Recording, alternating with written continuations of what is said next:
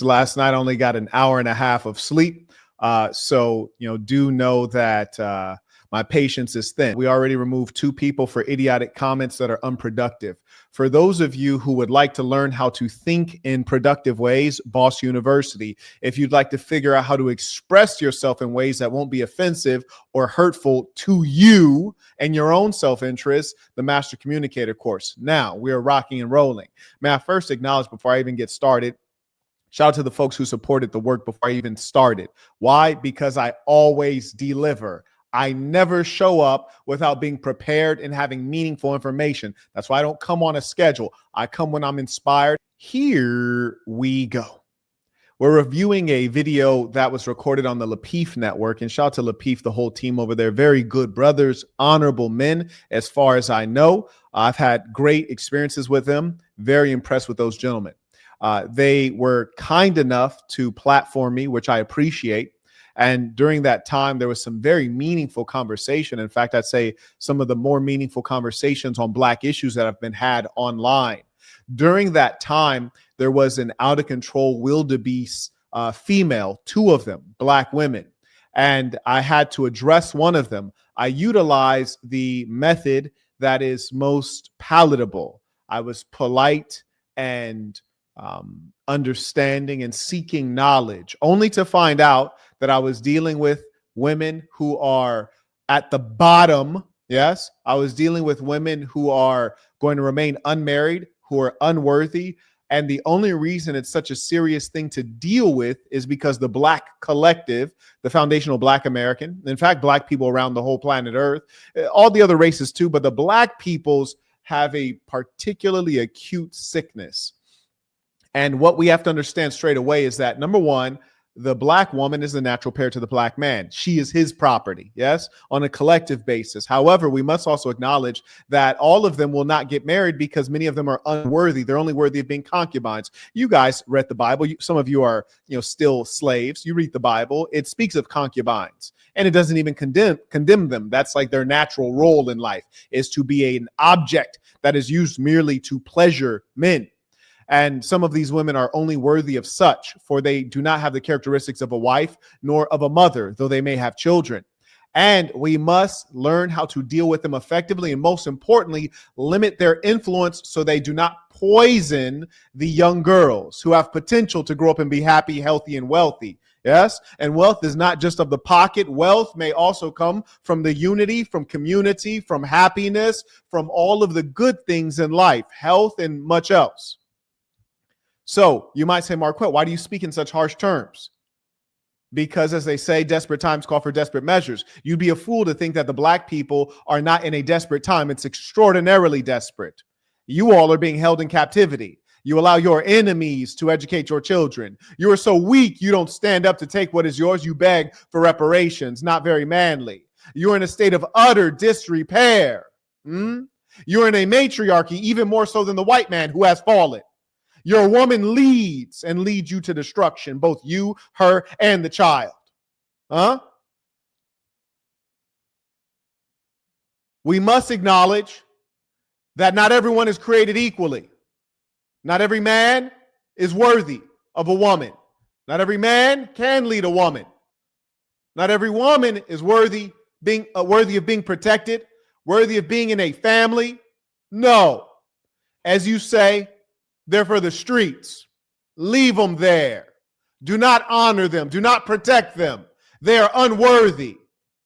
You'd be a fool to treat a demon as though they're a good person. I don't care if they're male or female. And I won't stand for the lies. Believe all women. Protect our women. Are they our women? If they were our women, they'd be obedient. If they were our women, they'd honor us. There are some who are our women, and those are the ones that get protection. Those are the ones that get respect. The other ones, leave them in the streets. Treat them like that which you find in the street. You'd only put yourself at risk to honor them. They don't want to follow directions, but they want you to risk your life for theirs. They want to claim that they're going to follow you. But as she said, and you'll see it in the video, I trust, I'll only follow a man after he's listened to me. Go try that at your job. Go try that with your boss. Go try that with the white man. Go try that with the police. I'll only comply after you listen to me. I tell you what, if I'm your man, honor me the most. Honor me more than the government. Honor me more than the police. Honor me more than your boss. Honor me more than your ex-boyfriends. Honor me the most.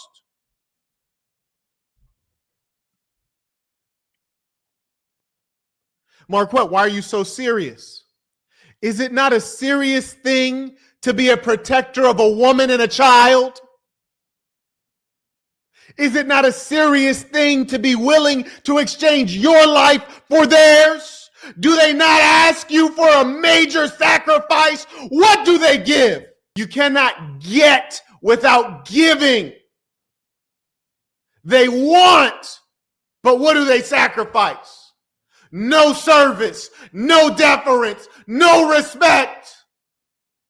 You see those white women those black women get on there and talk bad about the white man, talk bad about the white woman. Well, if you talk bad about the white man and talk bad about the white woman and then turn your vitriol and hatred on the black man, who do you love? Who do you respect? You don't respect anything. Come on now. You don't have self-respect, and you don't respect anything outside of yourself. They're psychotic narcissists. I'm bringing you a new gospel. Many of these black women so twisted in their minds, so hateful and vicious, not feminine at all. They'd rather go lay down with another woman just to escape the divine order of following a man. Talk about their blackness and their melanin, but they cannot yield to the man who is of melanin. It's lies, I tell you. You'd be a fool to believe them.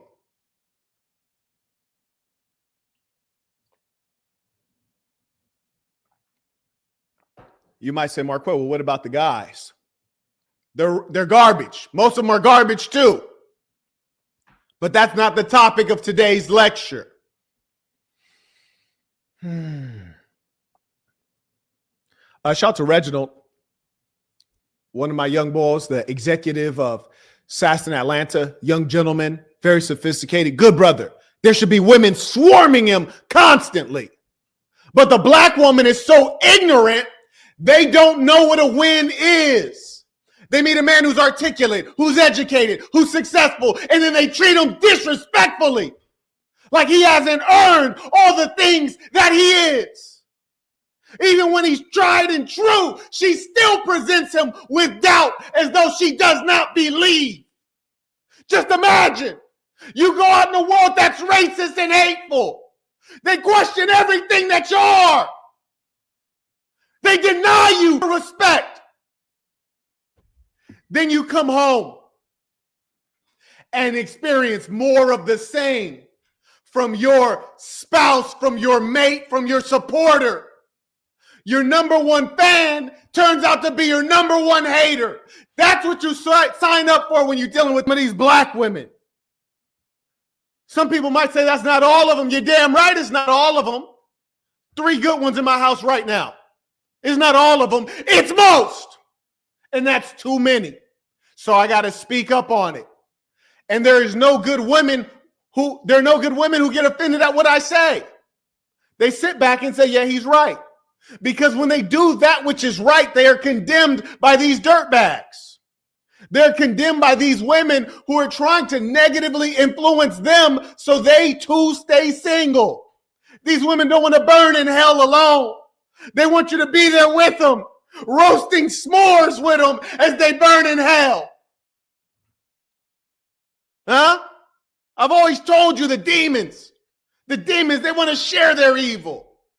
You ever be in a bar or in the club? Shots for everybody, drinks on me. You ever heard them say books for everybody on me? You ever heard somebody say, hey man, I hear you're studying. Can I give you a couple bucks for your tuition? But they'll put 5 on the weed. Come on now. You ever notice how people will willingly share that which is detrimental, but they never say, hey, gym membership's on me. Come on. Let's talk about it.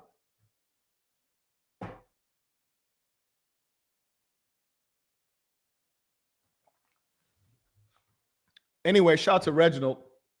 He has a backpack briefcase product.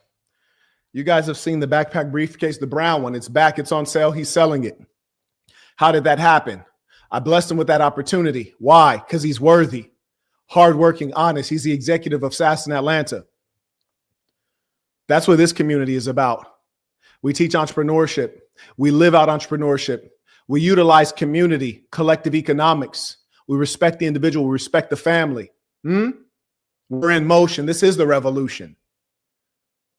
No one can question what I say because you got to deal with what I do, what the actions are. mdblabel.com. You can grab yourself backpack briefcase. The new brown ones are in stock, and it's for a limited time, as you know. You guys bought them 3 years ago. They've been out of stock for 3 years. They're back now. So anyway, shout out to the young ball. We're so decayed in terms of our value set. We're so soulless that we don't appreciate. No, we don't appreciate. You see, we're so sick mentally that we only believe that which is valid comes from what the white man told us. Yes? You like Martin Luther King because your history teacher in your schools, your government schools, told you that he's the guy. Malcolm X, you were told he's the guy. You didn't figure that out on your own. You didn't learn that from your elders. You learned that in school. You barely learned anything from your elders. You didn't learn about who you are. That's why we observe all of this sick behavior. You don't know how to respect one among you until he's been validated by the white man, by the system. Worst white supremacist on earth is the black man and the black woman. That's the worst one. And in our communities today, and in our families today, the single most destructive force is the incompetent black male, which is most of them, and the unruly black female aided by the United States government and white feminist ideology and culture. Oh, and I tell you what, for us to unhook those tentacles, it's going to take some work. Aisha, I've never met you before, but how do you feel? How do you feel at this moment? In regards to what? I said, how are you? How do you feel?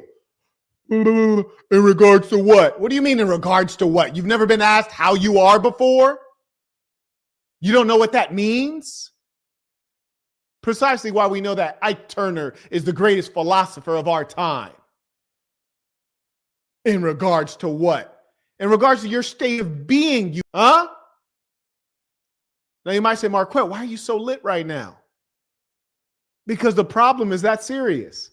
Imagine how much of your life will be hell on earth if you were fool enough to get a woman like that pregnant. If you were fool enough to be stuck with a woman like that. And truth be told, in a state of nature, it wouldn't matter if you got her pregnant. But in the hells of North America, where the government and the system is aiding and abetting her in crime, it's a great danger. It's a great danger to get a broad like that pregnant. But I tell you what, I hope you're part of the SAS, and we will support and help you in dealing with her, because she will get no provision, no protection, no financing unless she is serving her duty as a wife and as a mother. And in fact, we will give her all of the opposite. We will deal with all of our enemies collectively. We won't bow down. Yeah, those people, we're going to learn from them. We're going to regulate our own communities. We're going to run our own programs. Oh, there shall be no man above us. There shall be no government above us. We are our own government. And I tell you what, we must take a heavy hand to deal with these demons and dingbats. We must condemn them. Now, the reason I didn't speak this way to her on the panel was for the sole purpose of highlighting it doesn't matter how you approach the devil. When you're talking to a demon, they're going to behave like a demon. If I were to be gruff and vulgar and raise my voice, she'd say, look at the way you're talking. That's why I'm behaving this way. If I'm polite and civil and calm, she still behaves like an animal. So I just wanted to demonstrate, the black men need some cleaning up. Oh, they need some cleaning up. And I'm willing to do the work. The reason I ask is because of your body language. It seems like, and I don't know you, so I don't have any, right? I say your body language. I'm indicating to her that your body language is off. You're misrepresenting yourself. And because you're wearing my skin, you're misrepresenting me. You're in the public sphere. Look appropriate. Have some respect for the self. Have some pride. Imagine being so damn lost, so disgusting of a being that you don't care how you comport yourself in the public sphere. You can notice there are differences in class. Some people are low class. Some people are low culture. Some people are low value. And none of that has to do with income. And they won't admit it. They will deny. But I tell you, I believe in hierarchy. And we're going to treat you like what you are. If you're a cockroach, you will be treated like a cockroach and you will be crushed and discarded like a cockroach. Yes, sir. Yes, sir, Bob. It's a new era. Anything to compare it to. It's time to start talking about solutions and pointing the finger at, oh, well, that's a perfect example. She didn't listen. I didn't listen because I was bored. Now, first off, if you're bored, that means that you have a limited attention span. You're not a problem solver, but here's the kicker. Women in general are not the problem solvers. You're not the leader. It is only in our disorder that we've even allowed you to be a part of a conversation, which you don't need to be a part of unless you're there taking notes, unless you're there saying, yeah, boss, that sounds about right. Unless you're in a complimentary supportive role. You're not the leader. You wouldn't know a solution. You wouldn't know one. You wouldn't be able to implement one. Come on now. Oh, these broads think they Martin Luther King out here. Yeah, they think they Martin Luther King until it's time to take that bullet like Martin Luther King, Come on now. Women, they're cowards. And there's nothing wrong with it. Marquett, why do you say they're cowards? Are you talking about, I need to be protected? They're cowards. They don't do the protecting. So what in the hell sense does it make to let them be out in front leading like they're going to lead the charge? They're not. We put ourselves at risk letting them stand out in front. We put ourselves at risk taking their advice, which always leads to misguidance. We've all been guilty of it. Nothing worse than taking their opinion. Do you hear them out every now and then? Yeah, sure, why not? 9 out of 9, you'd be a goddamn fool to take their advice. Look at the pettiness, the childishness, the immaturity. Showing her the respect that she does not deserve. And what does she do when you hand that respect over? She slaps it out of your hand. Respect is a gift. She throws it onto the ground. Why? She's undeserving of it. That's why I say, be good to good people. I have a 3 sentence Bible. Be yourself, be good to yourself, be good to good people. Number 3, be good to good people. Don't be good to everyone. Be good to those who are good people. It'll pay you dividends. And for those of you who are not members, boss up. Because I tell you what, I don't want you to be in your old age talking about the time when the revolution was underway, but you weren't in it. Be a man. If King Leonidas is going and gathering up 300 men, don't be hiding out in the back, watching the real men step forward, thinking that you're a real man. You better go be a part of that 300 while King Leonidas is gathering soldiers. You might not have been a soldier before then. You might have been a farmer. You might have been a carpenter. You might have been a janitor. But the war is on. And if you're a part of the tribe, you get your ass up and you get a part of that 300. Yes, sir. Otherwise, you're a coward. We're in a war. We're losing the war. We're in a war for goodness. We're in a war for culture. We're in a war to reestablish the natural order. Come on now. I can't tell you how despicable it is when I listen to older Black people, male or female, talk about, oh, I remember when Martin Luther King was alive doing X, Y, and Z. I remember when Malcolm was around doing this and that and giving a speech here. And then I say, were you a part of the movement? And they say, oh, no, I saw it on TV. And then I know you're the problem. Yeah, you're the problem because you weren't a part of the solution. Huh? Were you there? It's a Million Man March. Were you there? Oh, no, I saw it on TV. Get away from me. Mr. Thompson writes, are you still doing the Codes for Black People book? Absolutely. And it wasn't going to be a book. It was going to be a course. And also, I want to do it live if possible because I need the question and answer because it provides the best understanding in terms of how to apply. Books are not interactive. In fact, I'd even venture to say that books increasingly will be a thing of the past. It is not the most effective way of learning in this day. They're too slow. It takes too long to get them into print and get them out published. Books will be a thing of the past. I say this as one who's read many books. But yes, it must be done. But Martin Luther King was funded and financed by certain groups of people, not Blacks. At the start, he was a preacher. He was financed by the church. But all that movement, no. Blacks didn't finance all that. Blacks didn't put him in the media. Malcolm X, when he started, he was financed by the Nation of Islam, the Black people. Then when he reached superstardom, he was taken over by the enemy side. He was no longer financed by the Nation of Islam and the Most Honorable Elijah Muhammad.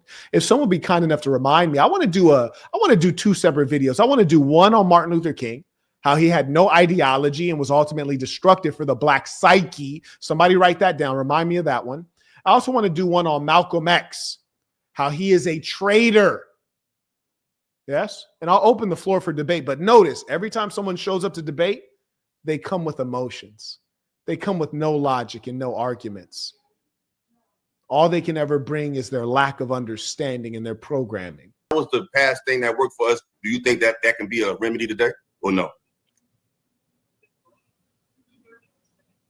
May I ask a strange question, Ro? You'll also notice before I said anything, I allowed a couple beats of silence for someone else to get in there.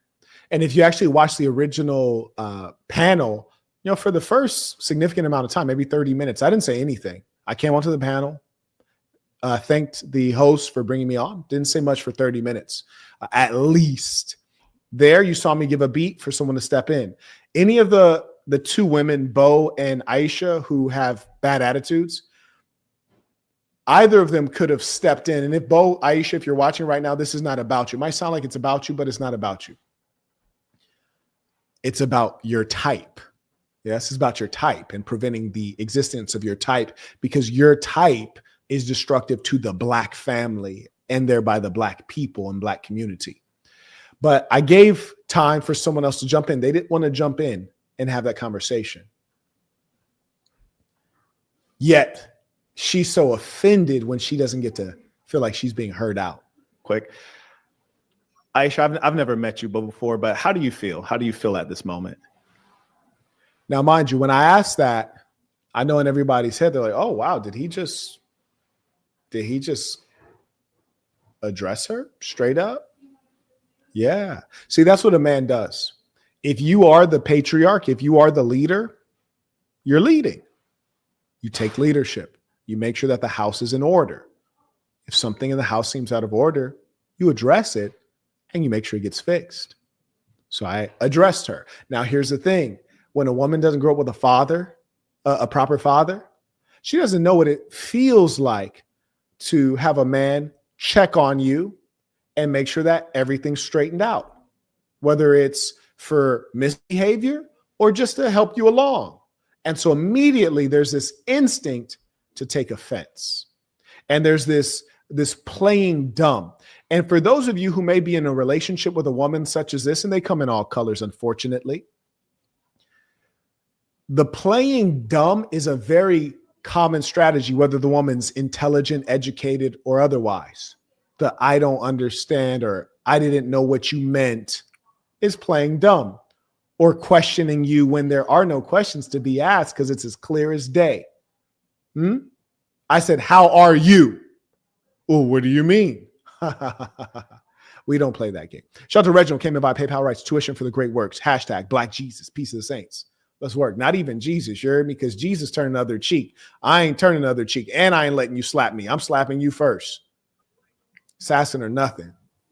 In regards to what? Your personal feeling. Like, how do you feel? Like, how are you? Am I in a good mood today? And look at her asking stupid questions like, am I in a good mood today? Damn, shorty, your ass is 40 years old. Nobody ever asked you how you feel? Extraordinary. This is the behavior of the Black female. But I tell you what's worse is the effeminate Black males who are supporting this kind of misbehavior. And you'll never find that it's the mentally strong, truly masculine man who's respected by other men who condone this filthy behavior. It is exclusively the weak Black male, whether he's weak physically or weak mentally. Some of them are strong physically. You'll find them in the NBA. And these are the same guys that are sleeping with Brittany Renner and dealing with cougars while they're supposedly in the strongest position, yet their mind is weak. And that is why their outcomes are bad.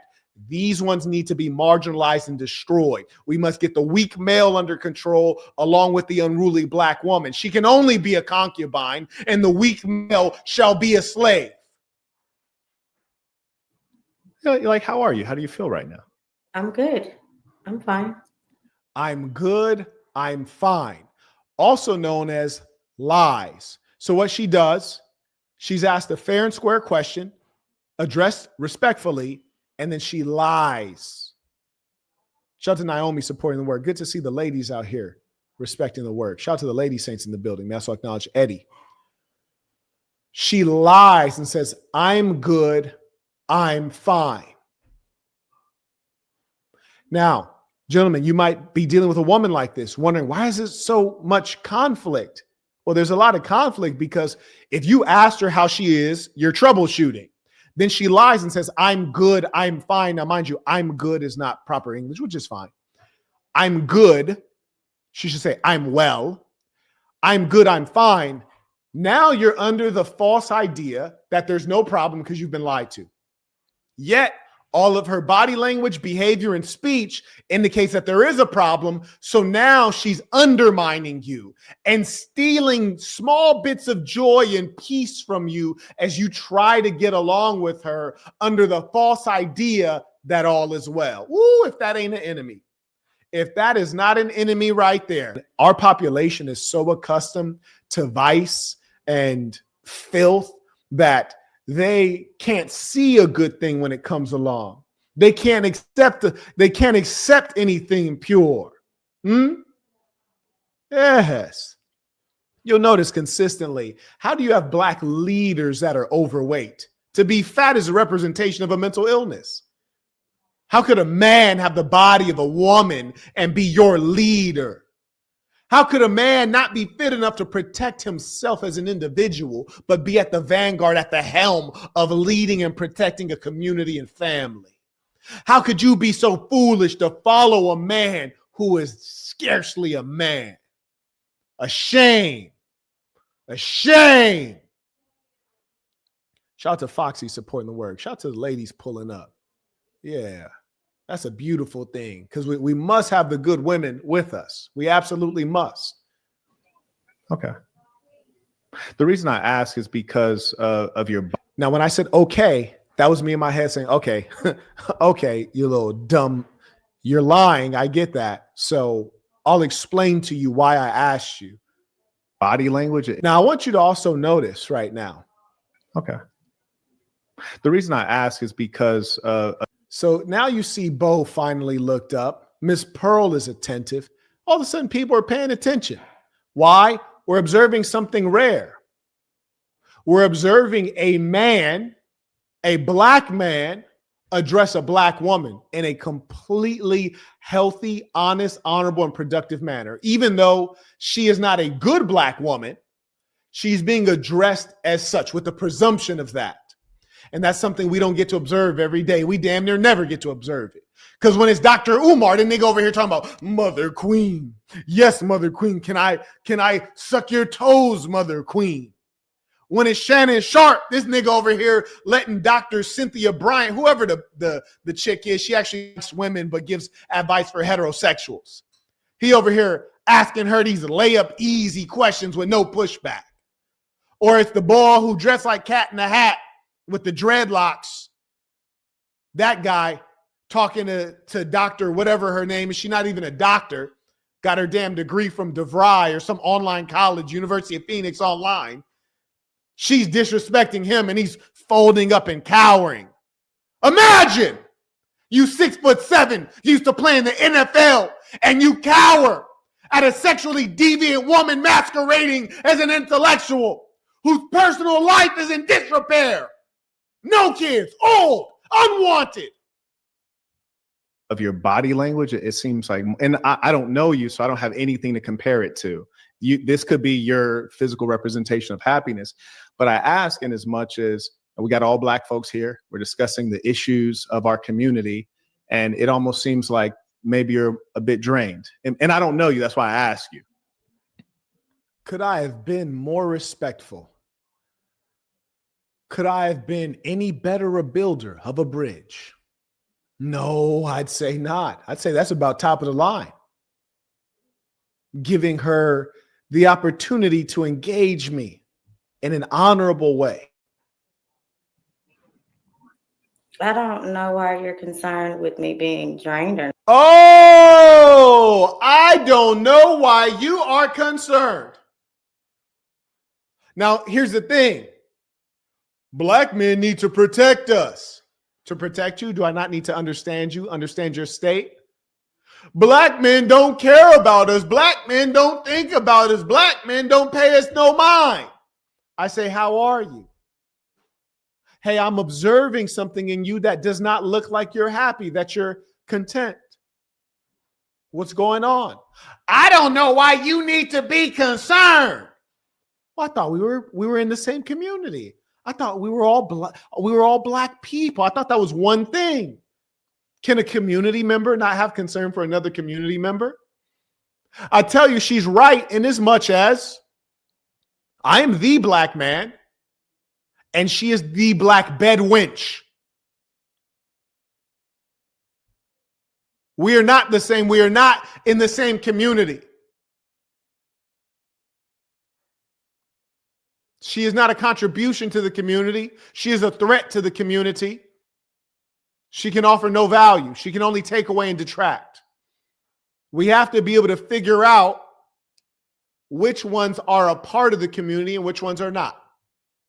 Thought you were my sister. I never thought that. I know better than that. But she's disguised as my sister. Disguised as my kinfolk with her tightly coiled hair and her brown skin. I might mistake her for being one of us, but she is the enemy among us, the most dangerous. If the war popped off, we got to take her out before we take out the external enemy. She got to go first. Come on now. Not, but I'm definitely not drained, and I'm definitely. Now, here's the irony. Listen to her voice. Listen to her voice. You don't have to be a scholar. She said, I'm definitely not drained. I'm definitely not drained. I'm lying through my teeth right now. I don't respect nobody on this panel. I'm the same woman during slavery that was sleeping with master and was happy about it, bragging about it, and used to be happy when he turned around and lynched one of you in words. I'm definitely not drained. I'm definitely not drained. Extraordinary. Listen to this nonsense. You tell me what you think. I'm going to enlarge this. Look at the way she's engaging. Me being drained or not, but I'm definitely not drained, and I'm definitely listening and have been a part of the conversation the entire night. I just think that you guys were having your own dialect, and I probably was not. Now, see, that's the problem is you have unintelligent people on the panel. She says, I think that you guys were having your own dialect. The word would be dialogue, number one. And the problem is you have people who are imbeciles who think that they're qualified to be on the internet speaking to the masses. No, love, you need to be returned to the 8th grade so that you can get your basics in. Because that's a basic word everyone should know. Dialogue. Dialect is more sophisticated. I could understand if she didn't know the meaning of dialect, but the word she was looking for was dialogue. Marquette, do you say that to degrade her? No. I say that because it's a point of fact. You should not listen to people who are idiots. Marquette, why would you call someone an idiot? Because I'm honest. That's why. I'm honest, and we need some truth here. A lot of you rascals, you seek the way, the truth, and the light. The truth is here. The light is here. Is it too bright? Huh? Found out a couple of times because you're long-winded, and I felt like I already knew the point of what was going to be said. Now, she just said, you're long-winded. This is an insult, and that's fine. I tend to think that I'm a master of concision, but that's fine. That's an opinion someone can have. No worries there. But then she says, I knew what you were going to say. Now, what are the chances someone who's of inferior intelligence is able to predict what I'm going to say when she has not even a fraction of the knowledge or the mental processing capacity? What's the chances? This is when you're an imbecile, yet you know not. And so often in the Black community, that's what we're dealing with. And I don't know if it's necessarily innate IQ or it's the broken school systems or the lack of nourishment as a child. Who knows what it is? I don't even think we need to find out. What we do need to do is to start now rebuilding. We need to start now, homeschool. But it doesn't have to be homeschool in the sense that it's so expensive. When you co-locate, then homeschooling is basically a shared school and you split costs and you don't need to have the kids in school for 8 hours. It's probably too much, especially for male children to sit down for 8 hours. That's why I'm selling acres at the Burn Plantation. You can buy 1 acre. It's $30,000. You don't have to pay it all up front. Pay $3,000 as a deposit to hold your plot. Once everyone pays all the plots, there's 10 plots. Once everyone pays the plots, I'm going to put you guys all together in a video call. And then if anyone after meeting everybody wants out, we're going to let them out. I'm going to refund their $3,000. Once everyone meets, like, hey, we like everybody. Let's all agree on what we want to do with our plots. Make sure it doesn't interfere with what anybody else is trying to do. Then you guys pay the remainder of what you owe and build on your land as you like. I don't care what you build. And in addition to that, we got another 20 or so acres that are shared in common. That is for the good of the community. It's the most extraordinary deal. And why do we have that? Because with that number of families, we can afford to have an instructor come in and teach the best in technology, come in and teach excellence in the English language, come in and teach history, computer science, all of these critical things, so that by the time our kids are in the 8th grade, they should all have businesses. By the time they're 18 years old, they should all be millionaires. By the time they're 20 years old, they should already have children. Marquette, that sounds so early. It's not early when you were a millionaire at 18. Come on now, pay attention. And here's the kicker. They don't all need to be millionaires. If out of the 30 or 40, 50 kids in the community, if 10 become millionaires, fantastic. Everyone's set. Why? Because we're in a community. We take care of each other. Come on now. And hey, here's the thing. We're already building on that. 3 of the plots we already have deposits for. 7 plots left. But no, I'm doing just fine. I yield the floor. That was kind of strange. Go ahead, True. You want to chime in? No, I mean, they laying down pillars. I think that there's a consensus thought of the fact that we do need. Shout out to True. He's completely right. That was a damn meaningful conversation. Shout out to Illa. I was really impressed with the brother. It was a meaningful conversation. But here's the thing. If you're speaking philosophy in front of someone who is a TikTok thought, in front of someone who has an Instagram mindset, in front of someone who has a peanut brain and a 10-second attention span, doesn't matter if you're breaking down, Das Kapital. It doesn't matter if you're breaking down the Beyond Good and Evil or the Inversions of Morals. If you're speaking of Nietzsche, none of that matters. structure, ideology. I don't know if we need to tie a tag to it, Islamic, Christian. I think that that's where things get a little bit muddy. Superior most structure, having say why are you what it is a lot where I can read it. And I don't know if we Okay, shout out to Cooley. Now, Cooley got energy because Cooley will come out and say some of the things I was thinking and or feeling, but I damn sure wasn't about to say it. Shout out to Cooley because it sounded like bro was about to say what was damn sure on my mind. And it's largely because we're the same kind of man, which means leader, which means we establish order and discipline. So let's hear from Brother Cooley. Can answer that tonight or maybe True. I can agree to that. It's funny here because we're on this panel, all of us are Black, and I don't think women should lead at all. Shout out to bro. I agree with that 1,000%. Now trip on this. You'll hear people, ignorant Black people, they'll get at Cooley foul because his lady is white, right? An attractive young lady too. They'll get at her foul because she's white.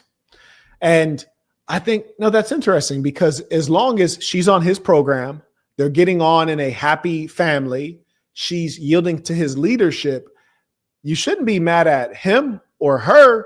You really should be mad at the women like Bo and Aisha, because if you truly believe Blacks should be with Blacks, you should wonder, well, then why is it that these Black women have misbehaved in a way that caused him to overlook them? Because he was raised by a great mother. I've seen his mother, gorgeous, tall, good-looking woman, very honorable and gentle. And the other piece is he's financially well off. He's tall. He's good-looking. He's aged well, physically fit. That's a hell of a man. That's a hell of a man to pick. So it wasn't him that was in lack. He's the one that's sought after. So the question is, well, why didn't Black women lock him down? Because he fits the description of what women of all of the races want. They couldn't lock him down because their behavior is despicable. And it's in failing to acknowledge their despicable behavior that you do the emotional, irrational thing of deriding him because he's with a white woman who's on his program. You're getting mad at him because he took his best option. I'm not saying that a white woman is a better option than Black women. I'm saying over the span of time he was dealing with women, he encountered a good white woman before he encountered a good Black woman. That's what I'm saying. Obviously, a good Black woman or a good white woman that was interested in him. So he first encountered the good white woman. You can't hate him for that. But you for damn sure can hate Black women. Like, damn, like, y'all clearly are mad y'all didn't get him. So, like, why didn't you just behave better?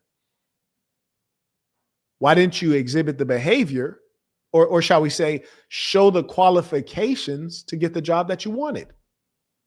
Right? I mean, that's how you get the job. You show the qualifications. Just imagine showing up to the job thinking that I'm Black, hire me because I'm Black. That doesn't work, sis. I'm sorry. You'll hear women of every color say, I'm submissive. I can cook. I believe the man should lead. But as soon as it's time to cook, you're like, this can't cook. You thought you could. You can't cook. They can say they can cook, but they cannot actually do it. If you thought that was cooking, you're truly deluded. They say they can submit, but then they got these conditions on the submission. I wonder how those conditions worked out when Massa was running things. You heard me? I wonder how those conditions worked out when Massa was in control. When he told that bed wench, you go wait up for me in my bed. You're going to be my belly warmer tonight. Do you think that she was telling Massa, oh, Massa, I don't really feel like it tonight. I'm tired. I have a headache. No, she ain't tell Massa that. She went up there and got in that bed and waited for Massa to come do what he wanted to do. Complied 100%. Well, I'll tell you what. We're going to need that same level of compliance. Yes, sir. We're going to need that same level of compliance. And do it happily while you're at it. Huh? Shout out to Mr. Chambliss. Writes, Marquett Areno. I was not notified for this live. It'd be like that. You guys know that the Google Corporation is suppressing me. I've had 10 people today message me and say, hey, I saw your reel On YouTube, I clicked the like button. It wouldn't accept the like. I clicked the comment button to make a comment. It wouldn't allow me to comment. You don't think that they're tracking me? Boy, they've been tracking me since I was in the 3rd grade. The gifted and talented education test, it's an IQ test. I was recommended for by my math teacher, a white guy, when I was in the 3rd grade. He's not my math teacher, but it was because of my mathematical ability that he recommended me. I took the test, did very well. Then they changed me out of regular classes and put me into gifted and talented education. The IQ is obviously there. Why would the government want to figure out which kids are high IQ and then nourish them? Why would they want to do that? Maybe it's to recruit for their intelligence services, their clandestine services. And then they're going to track you over time. And if they find that your ideology, demographic, or your religion is out of line with Americanism, then they're going to say, okay, well, he can't be an asset to the American government, but let's keep him on the list because he's a potential threat, because he has the intelligence way above his peers. He has the organizational ability and he has the articulation. What COINTELPRO used to call that is the revolutionary black messiah. Those are the dangerous ones. So they co-opt you like they co-opted Martin Luther King and they co-opted Malcolm X. Take control of you, remove you from your team, put you on their team. You don't think they tracked me over time through all of my educational experience, testing out of high school at 16, starting community college, doing 2 years in 1 year, coming into Berkeley as a junior at age 18, founding a fraternity organization, displaying organizational skills, the ability to get men to follow me, then going on to Johns Hopkins, taking a master's in Johns Hopkins full-time while teaching full-time and founding a nonprofit and then raising millions of dollars. You don't think they've been tracking? Then starting a software company that was very successful, took me around the world, offices in South Korea doing deal with the Chinese government, office in Puerto Rico, office in St. Louis, office in Pennsylvania, in Erie, Pennsylvania, office in Springfield, Missouri, office in Chicago. You don't think they've been paying attention? Like, we should keep an eye on this guy. It's your international contacts is going to make you particularly dangerous. Filled up 4 passport books, enormous network. You don't think that they're paying attention to me, trying to suppress me? Ask yourself. Look at all the blacks online. 80% of them are literally dumb. They're no threat. The ones that are just above average intelligence, like say a Candace Owens. She's above average intelligence, but she's a woman. She'll never be a threat. She's not an organizer. She's just a commentator out for the money. She'll never be a threat. She's not willing to kill, not willing to die. She's irrelevant. Look at Dr. Uwe Johnson can't even open a damn school. I opened an international corporation operating in 5 time zones. Who do you think they see as a threat? Use your common sense. The CIA, the FBI would have no skill in identifying threats if they didn't pick me out. Marquett, what do you mean? Look at my SAT score. In the top % in the whole country. You don't think they can pick me out? Like, come on. Forget my SAT, and that's top 1% of all of the races. Then if you look at it for black people, it's ridiculous. Like I'm so far away from the damn mean, it's ridiculous. You think they don't think I'm a threat? You think it just so happens you're not getting the notifications? You think it just so happens you hit the like button, it won't accept the like. You hit the message button, the comment button, it won't let you comment. You think this stuff is by chance? Come on. Come on. Shout out to Mark. Comes in by PayPal. He writes, for the lesson, peace of the saints. Carrying on. Just the simple fact that Marquette asked, I believe her name is Aisha, a question, and she said, it was long-winded, I zoned out. This would tell you something about the woman's nature. Ooh, right? part. You don't lean on the woman.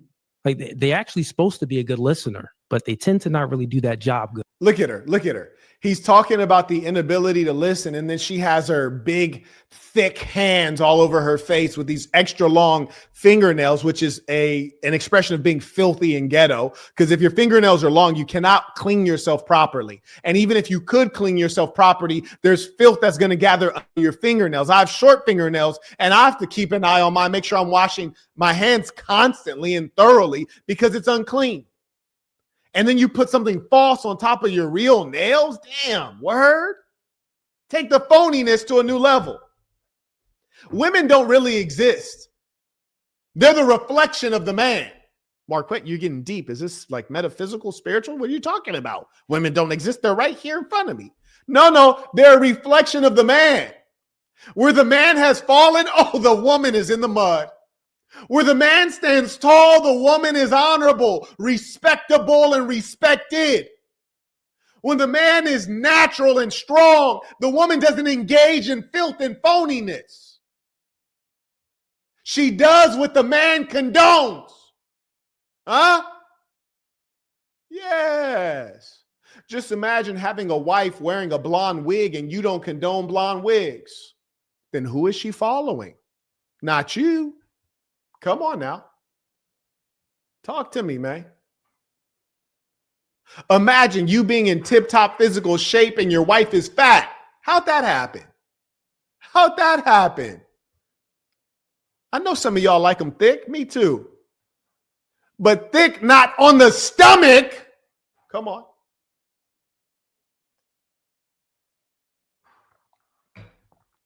A woman is a reflection of a man. And these men are out here weak and lost. But I tell you the good news for the woman and the bad news for the man. The good news for a woman is if there's, say, 10 men and only 3 of them are good, you guys can all migrate to the 3 men that are worthwhile. And you do. That's how women operate. They go for the top. They go for what the other women seem to like. Herd animals. Hive mentality. With the men, if you look at 10 women, there's only 3 good ones. You're screwed, little buddy. Oh, you're screwed. Because a woman is earth for one man. She is soil for one man. She's soil for one man. So if there's 3 women out of the 10 that are good, a lot of you boys ain't about to eat. Y'all about to go starving.